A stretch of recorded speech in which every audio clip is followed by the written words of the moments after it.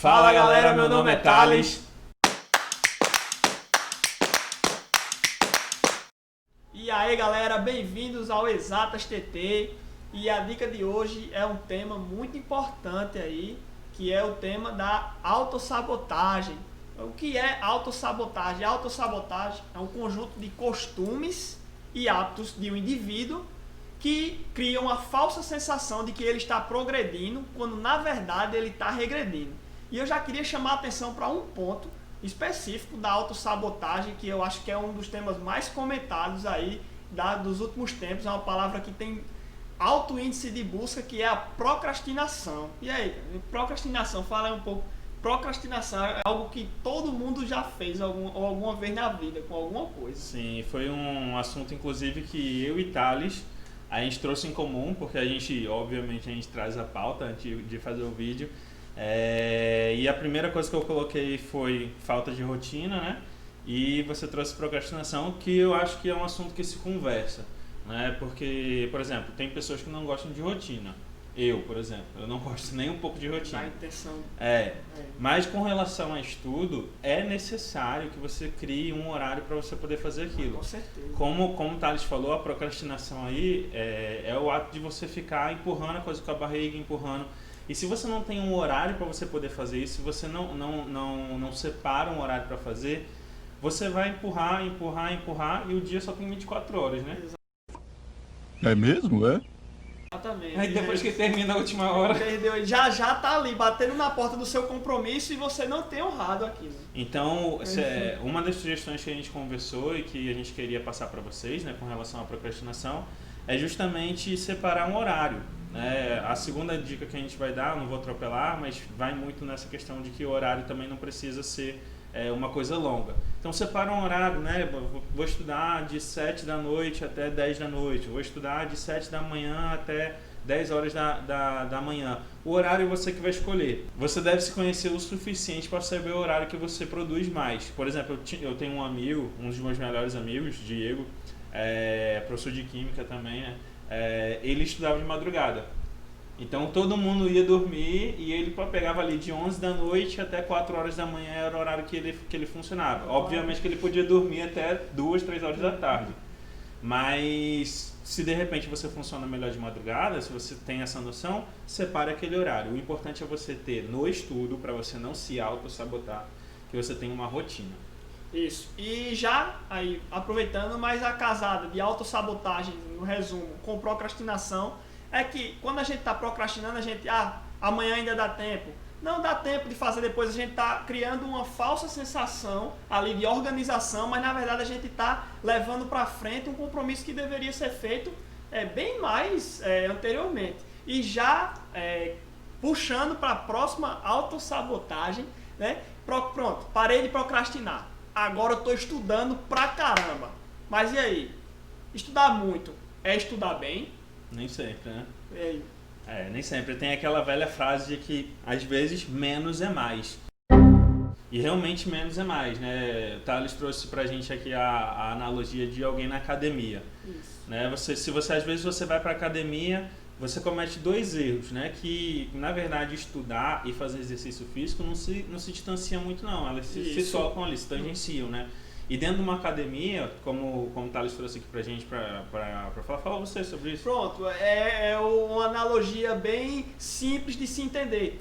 Quando a gente faz um exercício físico, a gente sempre começa aos poucos. A gente não está habituado com aquela condição de estar exercitando aquela atividade, e a gente tem que começar aos poucos para que o corpo vá se habituando e a gente consiga evoluir. Um cara como eu, muito forte, chegaria numa academia, eu não iria puxar ali quase 100 quilos de ferro, eu ia começar com aquele mínimo e ainda ia ter muita dificuldade, mas ia chegar um momento que a distensão da minha musculatura ia me permitir que eu pegasse mais peso. E o que é que isso tem a ver com estudar? Se você não tem o hábito de estudar, não é começar estudando 2 ou 3 horas que vai fazer você assimilar aquele conteúdo. Tem que começar aos poucos, é uma malhação, só que uma malhação do cérebro. Então, o cérebro não está acostumado a fazer aquilo, começa estudando 10 minutos, lendo algo que você gosta ou se familiariza, Ou depois, no outro dia, tenta acrescentar mais 20, então faz meia hora aí, e depois aumentando. Quando você menos esperar, você vai estar criando um hábito de estudo que vai fluir naturalmente, assim como o exercício físico, ele vai fluindo naturalmente para um atleta ou um atleta de qualquer esporte. Até completando o que o Thales está dizendo, né? Para a questão de eficiência também, né? Porque Isso. nem sempre estudar 4, 5 horas, na mesma analogia de malhar, nem sempre malhar 3, 4, 5 horas é o mais efetivo.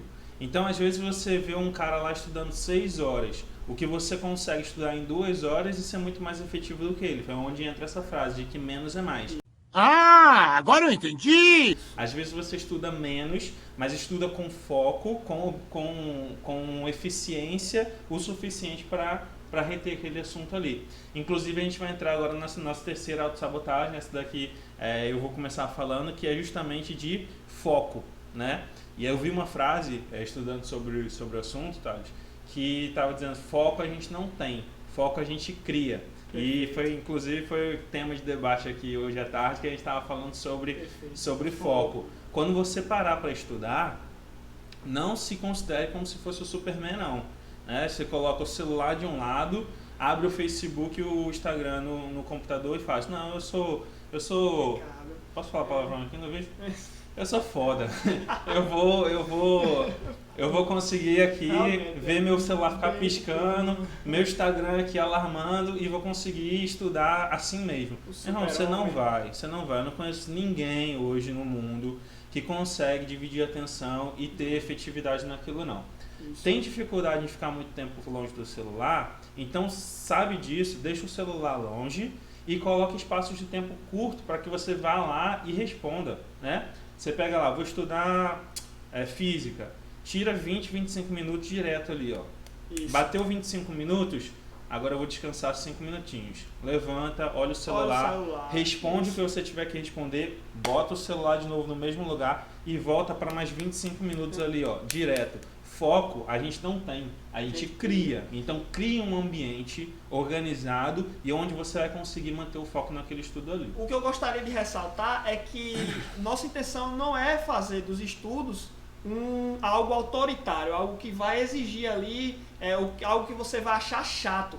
Tem como você conciliar o estudo com atividades divertidas ali, entendeu? Então tem como você estudar 20 minutinhos, intercalar e ir para o telefone, porque a gente também tem que se livrar daqueles maus costumes, que você vai passar o dia todo estudando, muitas vezes os pais cometem, você vai ter que estudar isso aqui, só sai quando aprender isso aqui tudo, mas na verdade é algo que tem como ser flexível, Sim. Tem como ser prazeroso, entendeu? Eu acho que também... Com responsabilidade. Exatamente. Toda essa questão de cultura em cima do... você tem que... Aquilo depende o seu futuro depende daquilo. Tudo isso também vai nos afastando, vai criando aquela hostilidade do estudo, do livro. Entendeu? Uma coisa que teoricamente é fácil é você pegar e ler ali, se torna algo de outro mundo, justamente Sim. por essa carga. Então, vamos para a próxima autossabotagem. Isso, bora. Que seria algo que a gente também trouxe em comum, né, de forma diferente, mas que é assistir ou ler, assistir algo ou ler algo, não é estudar. Quando você assiste algo, quando você lê alguma coisa, você está se informando, você está, no máximo, você está aprendendo algo novo. Estudar é você sair da leitura, sair da teoria e ir para a prática. Então não se iluda, você não vai ter 15, 20, 30 minutos de aula de matemática e vai poder sair dali dizendo: agora eu já sei o assunto. Não, você não sabe. Você acabou de ver como faz. Como é que você vai saber se você realmente sabe praticando? Então, especificamente para a nossa área exatas, para as outras também funciona, né, na leitura, mas especificamente para a nossa área aqui, que é exatas, você só aprende fazendo. Então eu costumo brincar muito com os meus alunos que você não aprende a chutar uma bola vendo os outros chutarem.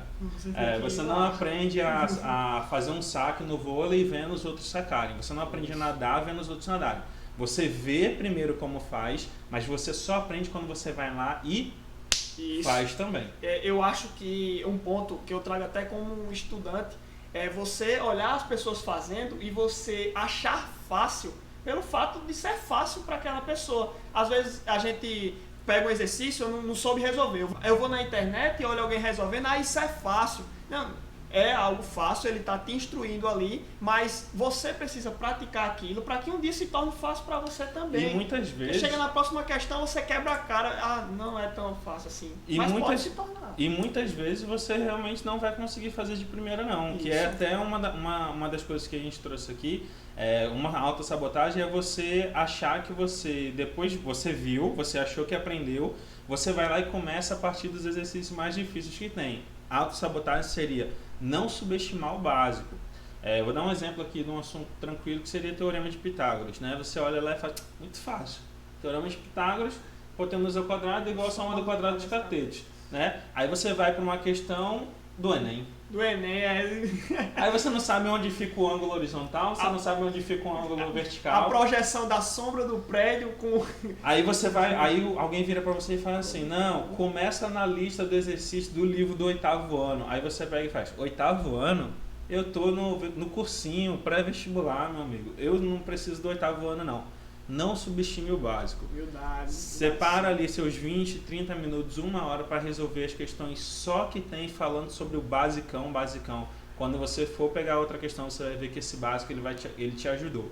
É como, de novo, qualquer exercício físico. Se você pegou e só repetiu o movimento, quando você for jogar, você vai chutar a bola. Exatamente. Não tem como não chutar. Pra gente, já está terminando já, mas para chegar já aqui no final, além de não subestimar o básico, a gente botou aqui que seria outra coisa seria uma sabotagem, não ser humilde o suficiente para admitir que errou a questão. Isso. Eu vejo às vezes, principalmente em cursinho, isso acontece muito, de eu chegar para um aluno e fazer assim, você acertou a questão, mas você fez pelo método errado. Não existe fundamentação para você ter feito isso daqui e chegado nesse resultado, apesar de que você chegou no resultado certo. E aí o aluno virar e fez, não, mas aqui deu certo, então é certo. Qual é o problema disso? Tem 2 problemas com isso, né? O primeiro é que realmente aquilo ali não vai funcionar para outras coisas. E o segundo, que mesmo que você diga, não, mas eu não vou fazer de novo não, porque na próxima eu sei que eu não vou fazer desse jeito. Isso é uma ilusão. Porque quando você menos esperar, você vai estar aplicando aquele mesmo método em outro exercício e você vai errar, né? E por último, pelo menos por minha parte, seria o uso da calculadora.